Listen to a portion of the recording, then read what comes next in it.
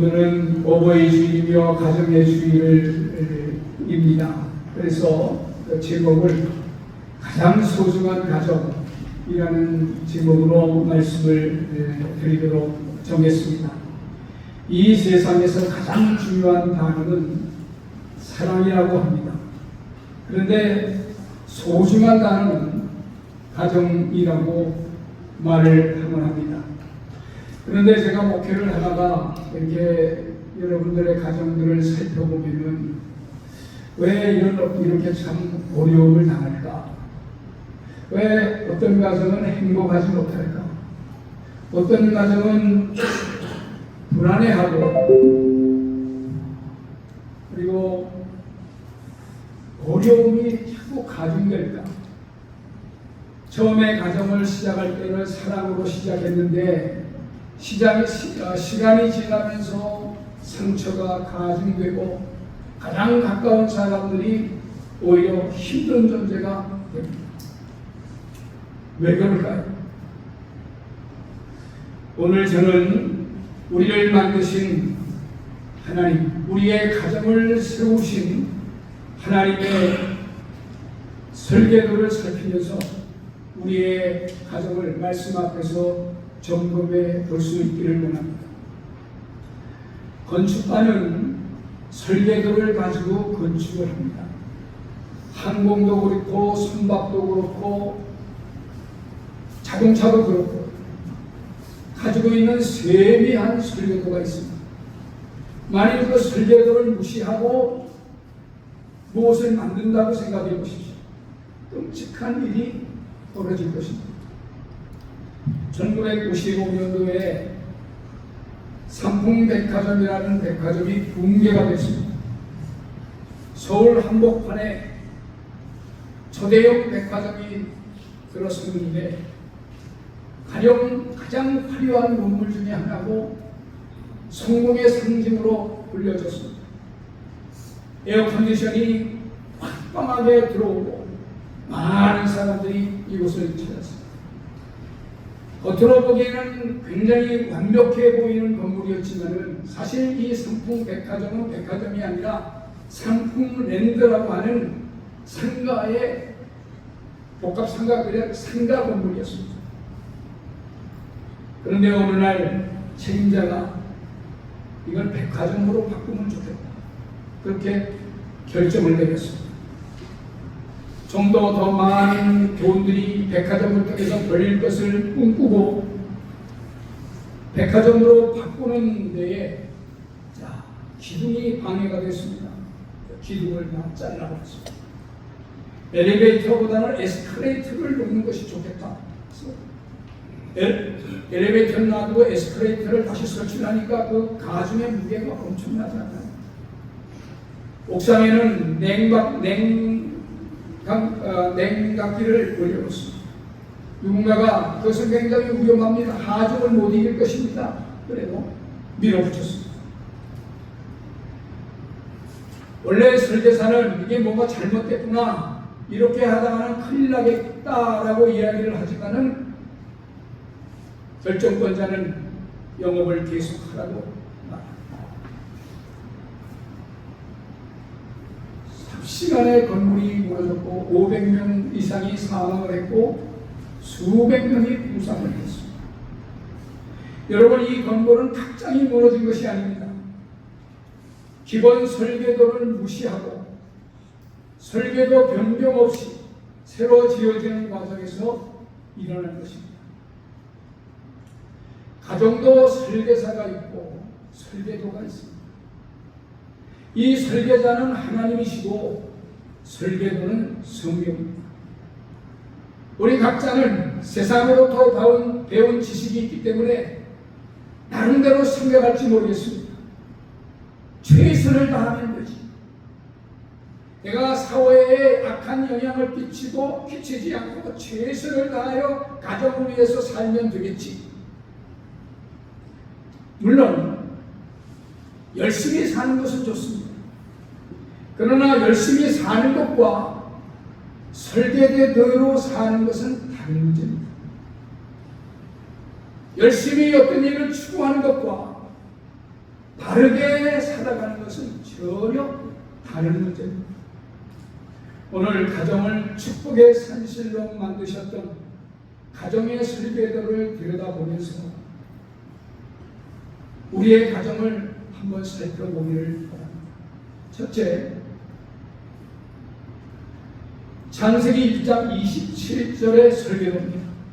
하나님이 자기 형상 곧 하나님의 형상대로 사람을 창조하시되 남자와 여자를 창조하시되 하나님이 그들에게 복을 주었습니다. 인간은 하나님의 형상대로 지었습니다. 이것은 하나님과 교통하도록 지어졌다는 거예요.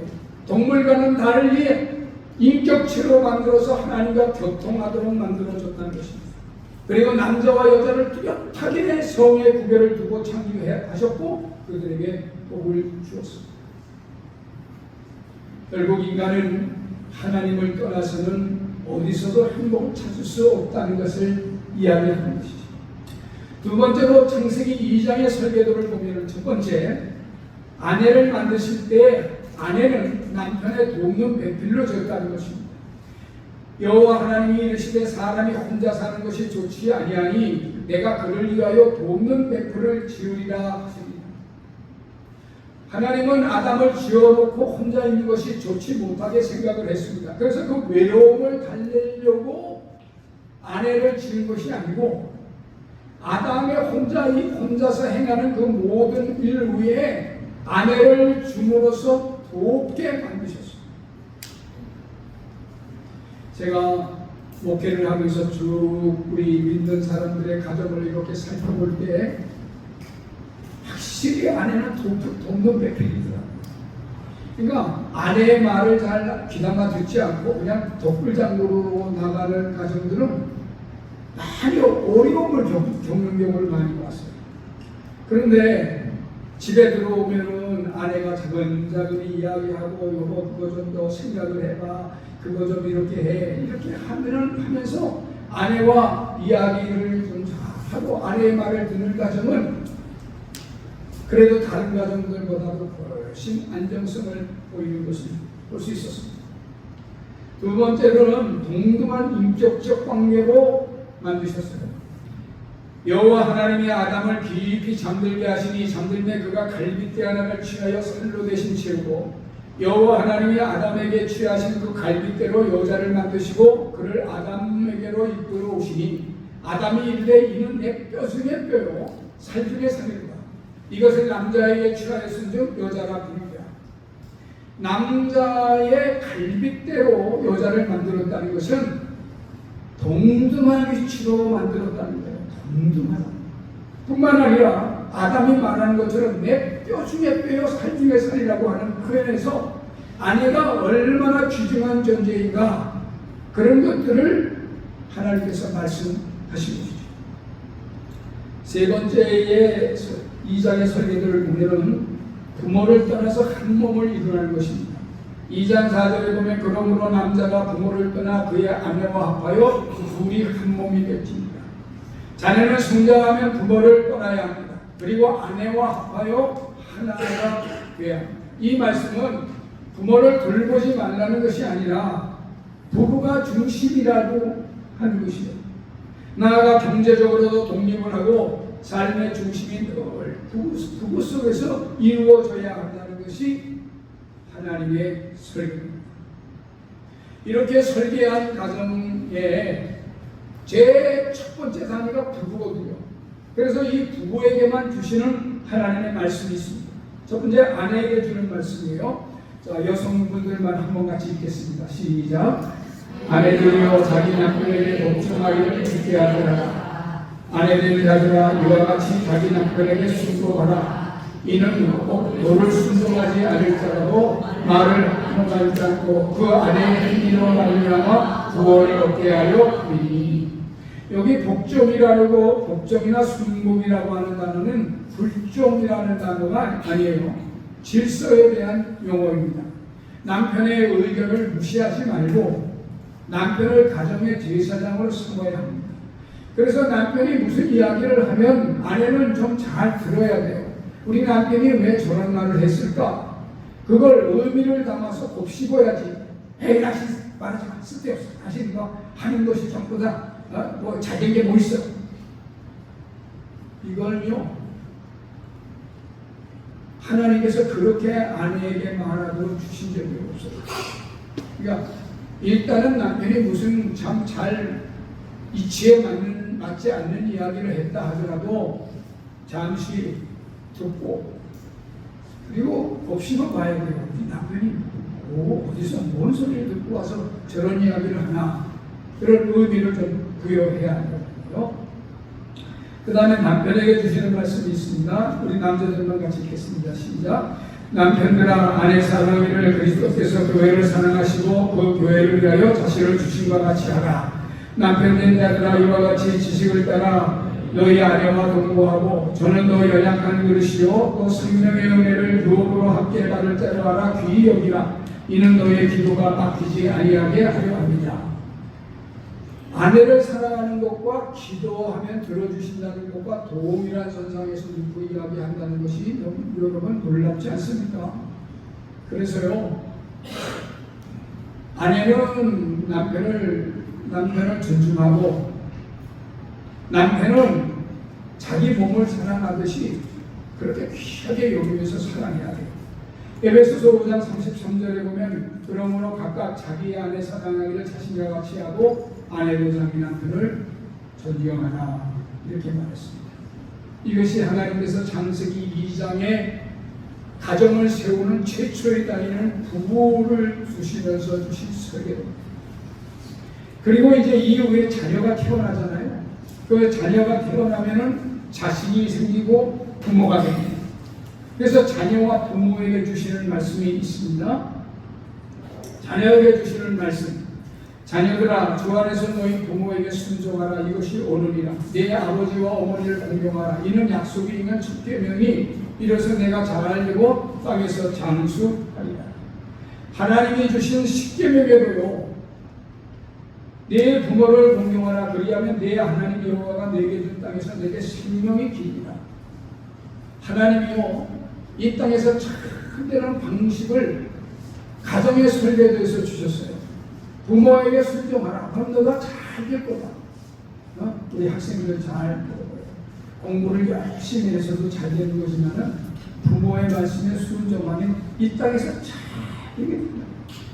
이게 부모님이 무슨 말을 하면 아시라, 이렇게 얘기하는 이런 말투들을 버려야 돼요. 항상 온유하게. 왜 부모님이 이런 말씀을 하셨을까? 부모님의 잔소리는 틀린 게 거의 없거든요. 내가 듣기 싫은 것이지. 그러나 부모의 잔소리가 그렇게 유독이 좋은 효과를 거두는 것은 아닙니다. 그래도 자녀들은 항상 온유하게, 우리 어머니가 왜 이런 말씀을 주셨나, 이런 생각을 하면서 엄마, 아빠 알았어요, 이런 성품으로 길러줘야 됩니다. 학생들은. 그러면요, 하나님께서 뭐라고 말씀하시냐면, 온유한 자는 땅을 기업으로 차지할 것이다. 그러니까 막 성질내고 막 이러면은 하나님께서 약속하신 땅에서 잘 되는 그 약속이 점점 멀어질 수 있어요. 그러니까 나 혼자 공부 열심히 해가지고 열심히 경쟁해서 해갖고 뭘 하려니까 얼마나 힘들어요. 근데 하나님이 뭐라고 말씀하셨잖아요. 내 부모를 공경하라. 그럼 내가 땅에서 잘 될 것이다. 맛있는 음식 먹는다고 건강하게 오래 산다고 하나님 말씀하지 않으셨어요. 너 부모에게 공경하라. 그러면 너 장수할 것이다. 그 여기에서 장수라고 하는 것은 병 앓고 이렇게 장수하는 게 건강하게 오래오래 장수하게 될 것이라는 거예요. 아버지에게 주시는 말씀이 있어요. 아비들아, 너희 자녀를 노엽게 하지 말고 오직 주의 교훈과 훈계를 양육하라. 노엽게 하다라는 헬라어 단어는 하로르 기저라는 말이에요. 이 단어는 계속 화나게 하지 말라. 한 말 또 하고 한 말 또 하고. 그 지속적으로 자극해서 분노를 만들어내는 것, 그거는 하면 안 돼요. 아이가 아주 어렸을 적에는 잘못할 때 매를 드는 것은 부모의 특권이지만 어느 정도 성장하고 난 다음에는 말로 이야기하고 다스려야 합니다. 부모의 이기심에 자녀에게 일관성 없는 행동 행동이나 표현은 아이를 분노케 하기 때문에 그렇습니다. 하나님이 우리에게 주신 설계도를 잠시 들여다보았습니다. 우리는 우리에게 할당된 몫을 할 필요가 있습니다. 남이 대신해 줄 수 없어요. 남편은 남편의 할당된 몫, 아내는 아내가 아내의 할당된 몫을 할 뿐이고, 자식은 자식의 할당된 몫을 해야 하고, 부모는 부모의 할당된 몫을 해야 합니다. 상대방이 의무를 하지 않으니까, 즉 남편의 의무를 안 하니까 나도 아내의 도리를 할 수 없어. 자식이 부모를 공경하지 않으니까 나도 자식을 내가 사랑할 필요가 없어. 이렇게 상대적으로 어떤 것들이 만족이 돼서 그 의무를 다하라고 말씀하시는 것은 하나님의 설계도에 없습니다.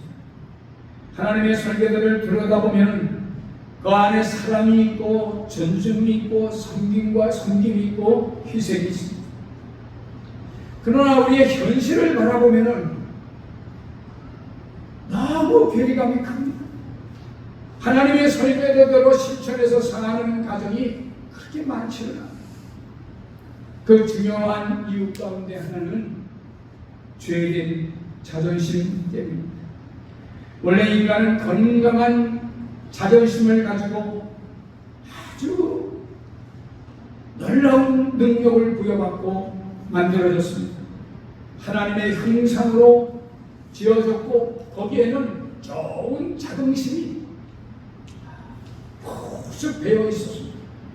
그러나 죄가 들어온 이후에 인간의 자존심은 왜곡됐습니다. 자기 애가 강하고 교만과 그리고 자존심으로 가득해서 누가 나에게 뭐 좀 싫은 소리하고 누가 좀 나에게 좀 손해보는 듯한 말을 하면 참지 못하는 그런 들끓는 마음으로 우리 속에 갇혀 있습니다. 가정의 불화의 대부분은 자존심 싸움입니다. 별것 아닌 것 가지고 싸우다가 큰 싸움이 됩니다.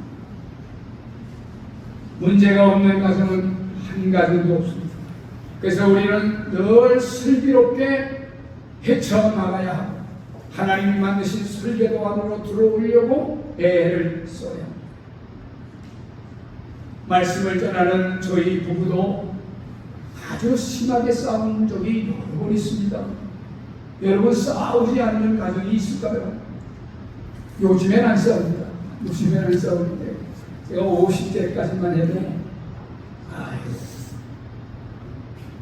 이혼하자. 목사님 제 입에서요. 여보 이혼합시다. 이런 말이 나올 정도로 싸웠습니다. 자녀들에게 바라는 것은 있는데 자녀들이 바라는 것들을 취해주지 않고 아내는 아파 누워있고 교인들은 속썩이는 사람 많고 어디에다가 뭘 하나 둘 데가 없고 여기서 자존심을 상하게 만드는 말들이 퉁퉁퉁퉁 튀어나오고 그래서 집에 들어오면 나를 위한다고 아내가 뭐 좀 이야기를 하는데 오히려 저에게 상처만 줄 뿐이지 힘들어집니다. 그래 결과 아닌 것 가지고 싸움이 시작됐다가 자꾸 불거지고 나중엔 하지 않아야 될 말까지 쏟아내면서 싸움이 아주 폭발하게 되지 않습니까? 제가 하나님의 은혜를 접하고 난 후에 가정을 회복하는 것이 가장 중요한 일이라고 생각했습니다. 아내와의 관계, 자녀들과의 관계 회복이 무엇보다도 중요하다고 생각했고 그 이면에 가장 힘든 훈련은 내 자존심을 내려놓는 훈련입니다.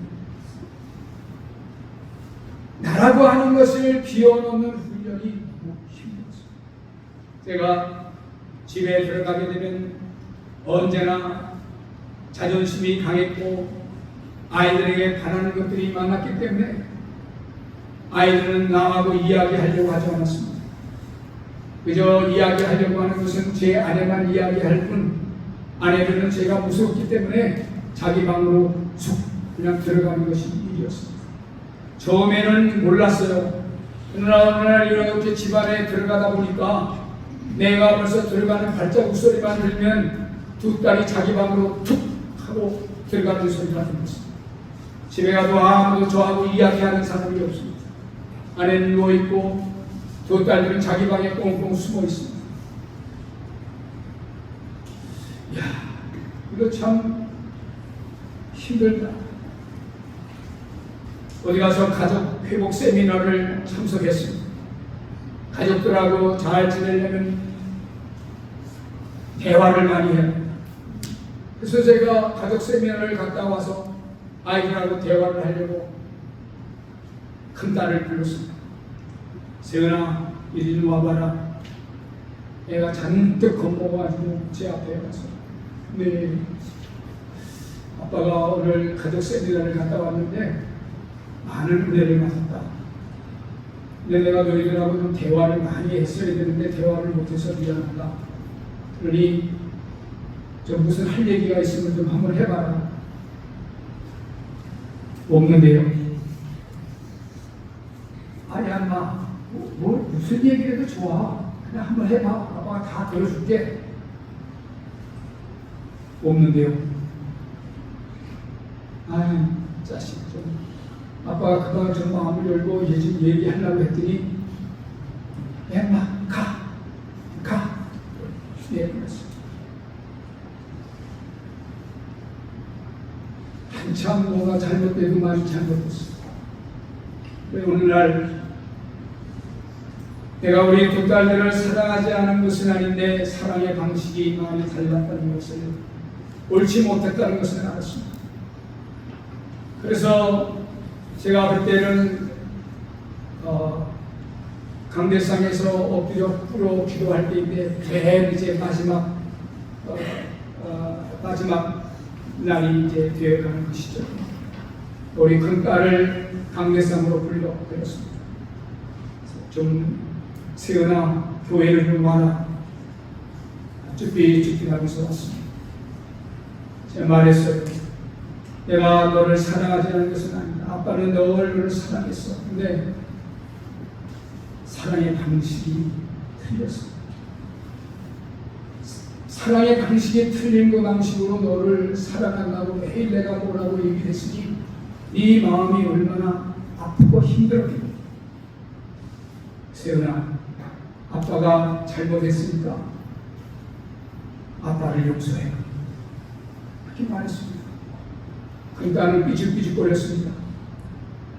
그걸 말해야 아빠가 좀 아빠의 상처가 좀 씻어지겠다. 애가 말했습니다.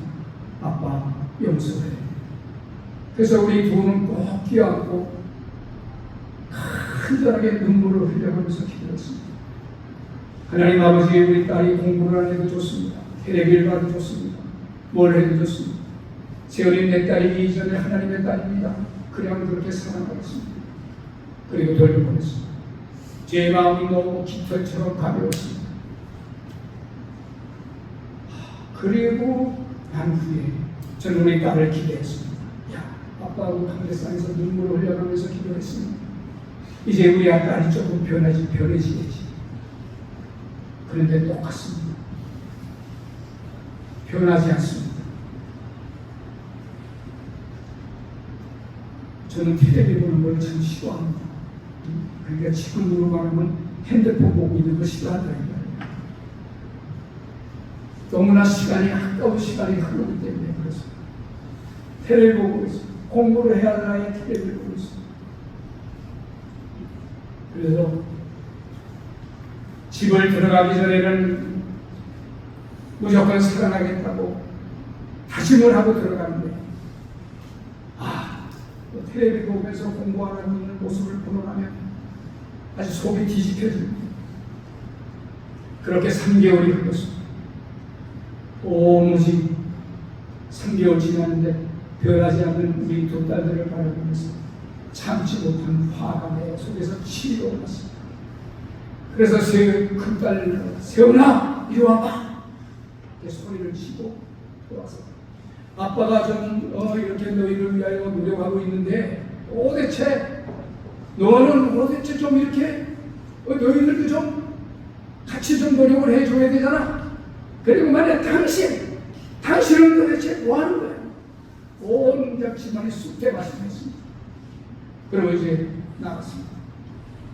얼마나 후회가 되는지. 지금까지 막 그렇게 자존심을 꺾으면서 죽어야 된다라고 수없이 말하면서 싸워왔던 많은 것들이 다 한순간에 허물어집니다. 밤 12시가 됐는데 세 여자를 통해서 전화 한 통이 없습니다. 전화라도 한 번 오면 그냥 못 이기는 척하고 들어갈 텐데 전화가 안 오니까 자존심이 상해가지고 들어갈 방법이 없어요. 근데 하나님께서 내게 죽어라 말합니다. 왜 하나님은 나에게만 죽으라고 말합니까? 왜 하나님은 맨날 무슨 문제가 있으면 나한테만 죽으라고 합니까? 알았습니다. 내가 죽겠습니다. 그리고 또 들어가서 밤 12시가 넘었는데 다들 뭐 잠을 안 자고 있죠. 제가 안 들어갔으니까 큰딸을 불렀어요. 세연아, 아빠가 미안하다. 무슨 일을 아빠가 있는지 정말 미안하다. 다시는 이런 일이 없을 거예요. 그리고 기도해주고 돌려보냈습니다.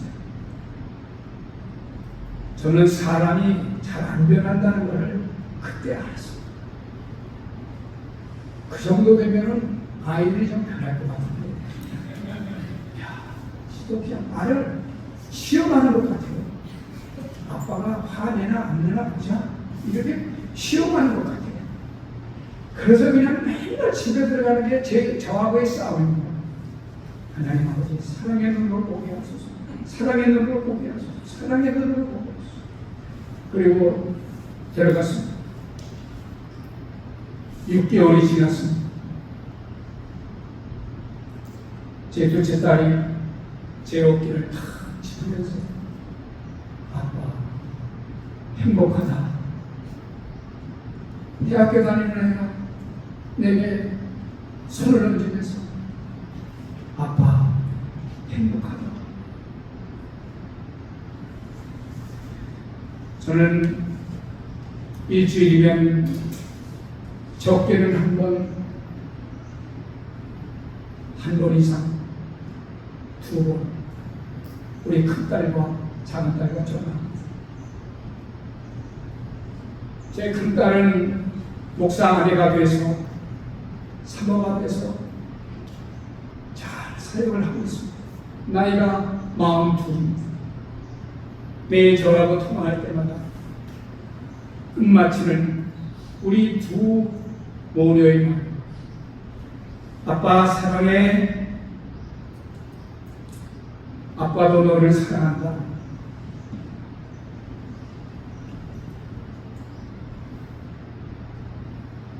크리스찬 가정의 가장 중요한 숙제는 가정의 회복. 이 관계의 회복을 위해서 저희 부부가 한 일이 3가지가 있습니다. 첫 번째는 가정 예배를 했습니다.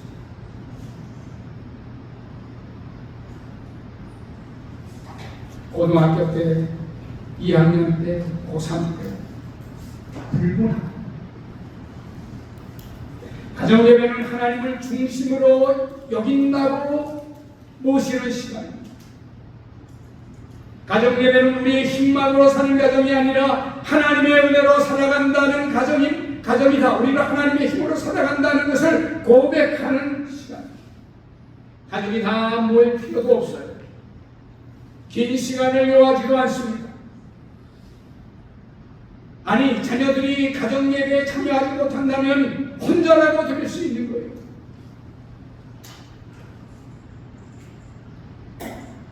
저는 어렸을 적에 우리 어머니가 우리 사남매를 붙들고 앉아놓고 가정 예배를 드렸던 시간들을 아주 소중한 추억으로 기억하고 있습니다. 두 번째로는 사랑과 믿음의 언어를 쏟아냈습니다. 사랑의 말이 아니면 쏟아내지 않았고 믿음의 말이 아니면 하지 않았습니다. 잘 될 것입니다. 하나님이 우리의 모든 것을 알고 계시다. 한 번은 제가 너무 이런 삶을 살고 있다가 제 아내와 공원을 걷고 있었습니다. 근데 이렇게 걷고 있는데요, 제가 제 아내를 바라봤어요. 야, 얼마나 예쁜지, 기가 막히게 예쁜 거예요, 내 아내가. 그래도 내가 우리 아내의 얼굴을 탁 만지면서, 야, 당신이 정말 예쁘다.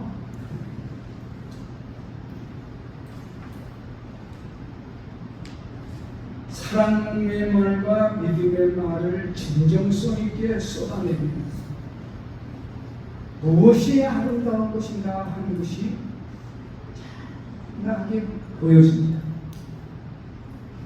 그리고 마지막으로 기도했습니다. 하나님의 설계대로 가정을 세우는 일은 죄로 범벅이가 된 사고구조에서 쉽지 않습니다. 여러분의 자존심을 죽이는 일이 쉽지 않습니다. 그래서 하나님 아버지, 나를 죽이시옵소서.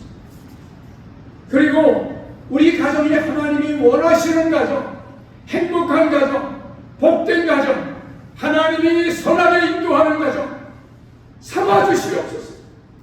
우리의 자녀들에게 복을 주시고, 우리의 자녀들이 가는 길에 하나님의 선한 인도가 있게 하여 주시옵소서. 우리 여러분 기도할 수 있지 않습니까? 그런데 이런 애통의 기도, 간절한 바람의 소원의 기도를 우리 하나님께서 들으시는 줄로 믿습니다. 목회자로서 목회적 바람이 있다면 여러분의 가정이 행복하고 가장 소중한 가정으로 여러분 자신이 느끼고 하나님이 보실 때에 기뻐하고 아름다운 가정으로 세워지는 것입니다. 저는 제가 그 가정을 세웠던 3가지를 여러분들에게 소개했습니다. 이것만이 전부다 라고 말씀을 드리진 않겠습니다. 이외에도 여러분 각자에게 주신 하나님의 달란트, 하나님의 기회, 하나님의 은혜가 있을 것입니다. 그런 것들을 가정을 위하여 하나님이 기뻐하시는 일을 실천해 보십시오. 만약에 이것저것이 없다면 이 3가지 중에 뭐 하나라도 붙잡아서 실천해 보십시오. 나는 이제부터 사랑과 믿음의 말만 쏟아내. 나는 적어도 우리 가정을 위해서, 교회를 위해서 하루에 정해놓고 오는 시간, 정말 내가 한번 40일 동안 혹은 그렇지 않으면 6개월 동안 내가 한번 기도해요. 그러면